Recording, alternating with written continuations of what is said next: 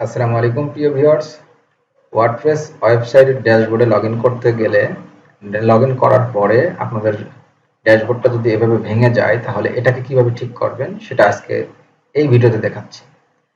আপনাদের এভাবে যদি ড্যাশবোর্ডটা ভেঙে যায় তাহলে আপনারা চলে যাবেন সরাসরি আপনাদের সি প্যানেলে যে লগইন করার পরে পাবলিক আন্ডারস্কোর এইচটিএমএল এখানে যাওয়ার পরে আপনারা এখান থেকে আপনাদের এই যে wp-config.php এই wp-config.php এটাকে আপনারা এডিট করবেন।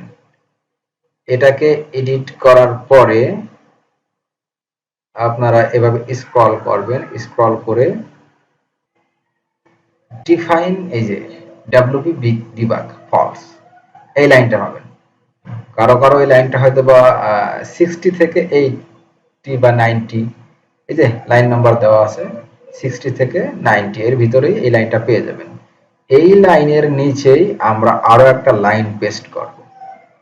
এই লাইনের নিচেই আমরা এই যে ডিফাইন এই যে লাইনটা দেখতে পারতেছেন, এই যে আরেকটা লাইন পেস্ট করলাম। এই লাইনটা কিন্তু ছিল না, এই লাইনটা পেস্ট করব। এই লাইনটা পেস্ট করে আমরা এটাকে সেভ দিব। সেভ দেওয়ার পরে এখন যদি আমরা এটাকে একটু রিলোড দিই